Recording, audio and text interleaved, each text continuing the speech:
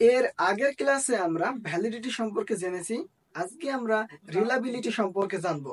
রিলাবিলিটি কি, টাইপস এবং এক্সাম্পল সহ আমরা জানার চেষ্টা করব। আসসালামু আলাইকুম, আমি নাহিদ হাসান। আপনারা দেখছেন নার্সিং সলিউশন। আমার ইউটিউব চ্যানেলে আপনাদের স্বাগতম।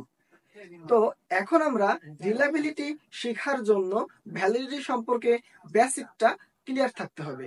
তো এক্সাম্পল দিয়ে আমি একটা ভ্যালিডিটির আগে এক্সাম্পল দিব, তারপরে রিলাবিলিটি কি সেটা আমি বুঝিয়ে দিচ্ছি। ভ্যালিডিটি বোঝার জন্য মনে করেন আমার হাতে একটা স্কেল আছে, যদিও এটা কলম, আমি মনে করতে বলছি। মনে করেন আমার হাতে একটা স্কেল আছে, স্কেলটা দিয়ে আমার পিছে যে হোয়াইট বোর্ডটা আছে সেটা দৈর্ঘ্য আমি মাপলাম। দৈর্ঘ্য মেপে আমি পেলাম 3 ফুট। এখন এই স্কেলটা দিয়ে দৈর্ঘ্য মাপলাম, তাই স্কেলটা এই দৈর্ঘ্য মাপার জন্য, হোয়াইট বোর্ডের দৈর্ঘ্য মাপার জন্য ভ্যালিড। এখন যদি আমি বলি স্কেলটা দিয়ে আপনার ওজন বা মানুষের ওজন কত সেটা মাপবো, তাহলে কি এটা মাপা সম্ভব? সম্ভব না। তাই ওজন মাপার ক্ষেত্রে স্কেলটা হবে ইনভ্যালিড এবং দৈর্ঘ্য মাপার ক্ষেত্রে স্কেলটা হলো ভ্যালিড। এটাকে আমরা বলছি ভ্যালিডিটি। এখন আমরা বলবো রিলাবিলিটি সম্পর্কে। বললাম স্কেলটা দিয়ে আমরা এই বোর্ডে দৈর্ঘ্য মাপলাম এবং পেলাম 3 ফিট। আমি 5 মিনিট পরে মাপলাম, তখনও পেলাম 3 ফিট। 10 মিনিট পরে মাপলাম, তখনও পেলাম 3 ফিট। একদিন, 2 দিন, 3 দিন পরে মাপলাম, তখনও পেলাম 3 ফিট। এই যে 3 ফিট মানটা স্থির আছে, তাই এটাকে আমরা বলবো রিলাবিলিটি। যদি এখন আমি মাপলাম, মেপে যদি 3 ফিট পাই, একটু পরে মাপার পরে যদি 3 ফিটের কম বা বেশি হয়, তার একটু পরে মাপার জন্য যদি কম বা বেশি হয় 3 ফুটের, তখন কিন্তু মানটা আর একই হলো না। তাই তখন আমরা সেটাকে রিলাবিলিটি বলবো না। যখন আমরা কোনো কিছুর মান বা ফলাফল যতবারই করি না কেন একই থাকবে, তখন সেটাকে আমরা বলবো রিলাবিলিটি। আশা করি রিলাবিলিটির বেসিকটা আমি বোঝাতে পেরেছি। রিলাবিলিটির আরো একটি এক্সাম্পল আমরা দেখব। এমন হতে পারে যে কোনো কিছু রিলায়েবল যদি খুব বেশি বা খুব হাই হয়, তখন কিন্তু ওইটা আমাদের ভ্যালিডিটি খুব কমও হতে পারে, বা ভ্যালিড না হলেও, মানে রিলায়েবিলিটি যদি খুব হাই হয় তাহলে ভ্যালিড বা ভ্যালিডিটি নাও হতে পারে, বা ভ্যালিডিটি খুব কম হতে পারে। সেরকম একটা এক্সাম্পল আমরা দেখব। মনে করেন একটা ঘড়িতে আমরা টাইম দেখি, তাহলে টাইম দেখার জন্য ঘড়িটা ভ্যালিড। যদি টাইম না দেখা যায় বা ভুল ভালো হয়, তাহলে কিন্তু সেটা ভ্যালিড হবে না। তেমনি ভাবে মনে করেন একটা ঘড়ি 5 মিনিট ফাস্ট, সময়ের থেকে 5 মিনিট ফাস্ট। আমি এখন দেখলাম ঘড়িটার টাইম 5 মিনিট ফাস্ট, টাইম ঠিক নাই। তার মানে টাইম যদি 5 মিনিট ফাস্ট হয়, তাহলে অ্যাকচুয়াল টাইম এটা না, টাইম 5 মিনিট ফাস্ট। কালকে দেখলাম 5 মিনিট ফাস্ট, পরশু দেখলাম 5 মিনিট ফাস্ট, 1 মাস পরে দেখলাম তাও সে 5 মিনিট ফাস্টই আছে, কমে নাই বাড়েও নাই। তখন সেটাকে আমরা বলবো এটা হাইলি রিলায়েবল বা রিলাবিলিটি খুব হাই, কিন্তু ভ্যালিডিটি খুবই কম, কারণ ঘড়িটার টাইম ঠিক নাই।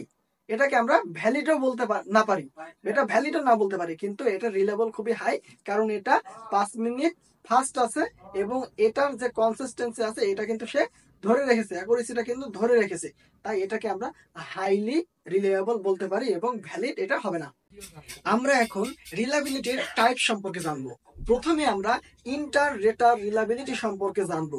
এখানে নামের ভিতরেই কিন্তু একটা রেট আছে। দেখেন, ইন্টার রেটার রেট দিবে কারা দিবে? মনে করেন আমি একটা সবকিছু এক্সাম্পলের মাধ্যমে আমরা শিখবো।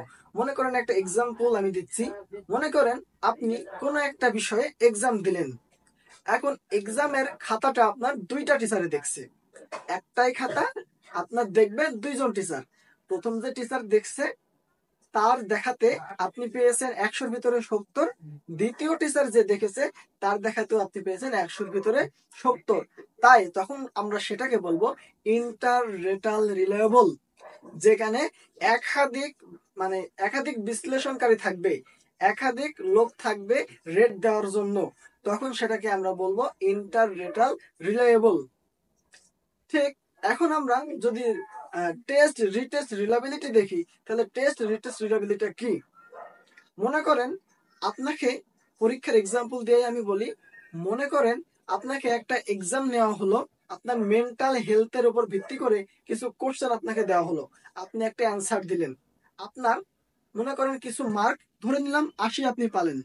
1 মাস পরে আপনার মেন্টাল হেলথের কন্ডিশনের উপর ভিত্তি করে আবার আপনার একটা এক্সাম নেওয়া হলো, তখনও আপনি 80 পেলেন। মানে একই টেস্ট আমরা পরবর্তীতে আবার করছি, তাই এটাকে আমরা বলছি টেস্ট রিটেস্ট রিলাবিলিটি।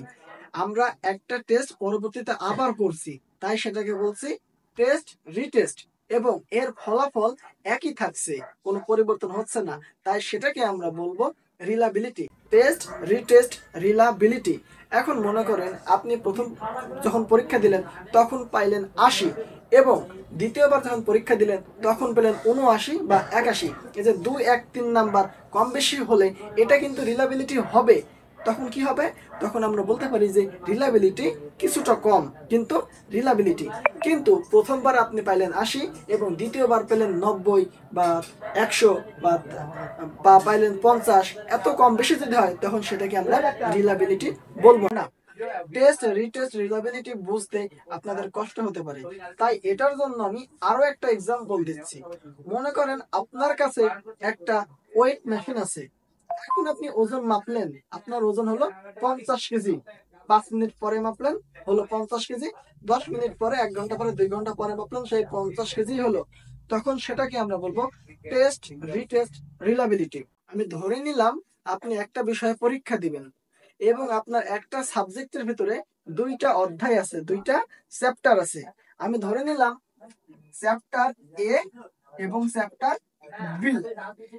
এখন আপনার মিড টার্ম পরীক্ষা হবে। মিড টার্ম পরীক্ষায় আপনাকে আপনার কলেজ থেকে শুধুমাত্র চ্যাপ্টার এ পড়াইছে, চ্যাপ্টার বি পড়াই নাই।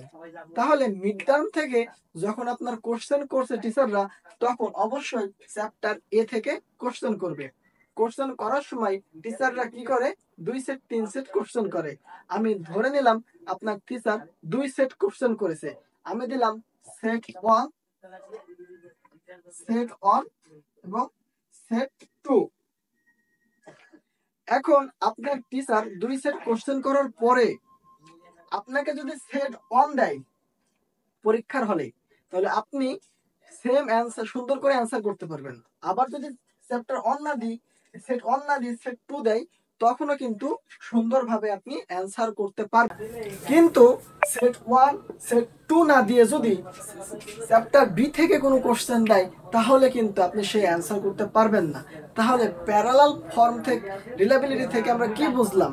যে এখানে আমাদের 2টা বিষয় থাকবে এবং 2টার ভেতরে আমাদের যে উপাদানগুলো থাকবে 2টাই সেম থাকবে। এখানে সেট 1 এর ভিতরে এবং সেট 2 এর ভিতরে কিন্তু আমাদের যে কোশ্চেনগুলো ছিল সব সেম, সব চ্যাপ্টার এ থেকেই আমাদের ছিল।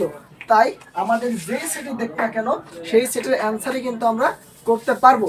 কিন্তু যদি চ্যাপ্টার বি থেকে দেয় তাহলে কিন্তু আমরা কোনো ক্যান্সার করতে পারবো না। ঠিক সেরকম ভাবে এই সেট 1 এবং সেট 2 যে কোনো একটা যদি দেয় সেটার অ্যান্সার করতে পারবেন। এটাকে আমরা বলছি প্যারালাল ফর্ম রিলাবিলিটি, যেখানে আমাদের 2টা ভাগ থাকবে, 2টা ভাগের উপাদানগুলো বা কোশ্চেনগুলো আমাদের সেম চ্যাপ্টার থেকে হলো, তাই আমরা সেটাকে বলছি প্যারালাল ফর্ম রিলাবিলিটি। এবং যদি কোশ্চেনগুলো সেম না হতো তাহলে আমরা সেটাকে প্যারালাল ফর্ম রিলাবিলিটি বলতাম না। এখন আমি প্যারালাল ফর্ম রিলাবিলিটির আরো একটা এক্সাম্পল দিয়ে ভালো করে বুঝিয়ে দিচ্ছি। মনে করেন আপনার কাছে 2টা ওয়েট মেশিন আছে, ওজন মাপার মেশিন আছে আপনার কাছে 2টা। প্রথমটায় আপনি ওজন মাপলেন, আপনার ওজন হলো 50 কেজি। দ্বিতীয়টায় ওজন মাপলেন, সেখানেও আপনার হলো 50 কেজি। তাই তখন আমরা সেটাকে বলতে পারি এটা হলো প্যারালাল ফর্ম রিলাবিলিটি। এখন আমরা ইন্টারনাল কনসিস্টেন্সি রিলাবিলিটি সম্পর্কে জানবো। ইন্টারনাল কনসিস্টেন্সি, ইন্টারনাল মানেই কিন্তু বোঝা যাচ্ছে যে ভিতরের কোনো কিছু। এখন মনে করেন আপনার যে একটা কোশ্চেন করা হলো যে মেন্টাল হেলথের অবস্থা আপনার কেমন, সেই বিষয়ে আপনার একটা টেস্ট নেওয়া হবে বা এক্সাম নেওয়া হবে। এখানে আপনাকে 50টা এমসিকিউ বা কোশ্চেন দেওয়া হলো। এই 50টা এমসিকিউ বা কোশ্চেনের ভিতরে যদি শুধুমাত্র মেন্টাল হেলথ নিয়েই কোশ্চেন থাকে, বাইরে আর কোনো কোশ্চেন থাকে না, মেন্টাল হেলথের বাইরে আর কোনো কোশ্চেন না হয়, শুধু মেন্টাল হেলথ নিয়েই কোশ্চেন হয়, তখন সেটাকে আমরা বলবো ইন্টারনাল কনসিস্টেন্সি রিলাবিলিটি। যদি একটা কোশ্চেনও বাইরে থেকে অন্য কোথাও থেকে আসে, তখন সেটা ইন্টারনাল কনসিস্টেন্সি রিলাবিলিটি হবে না। আশা করি এখন আমি সম্পূর্ণ বিষয়গুলো বোঝাতে পেরেছি। ভিডিওগুলো ভালো লাগলে শেয়ার করবেন এবং পরবর্তী আপডেট পেতে আমাদের চ্যানেলটি সাবস্ক্রাইব করে আমাদের সাথে থাকবেন। ধন্যবাদ।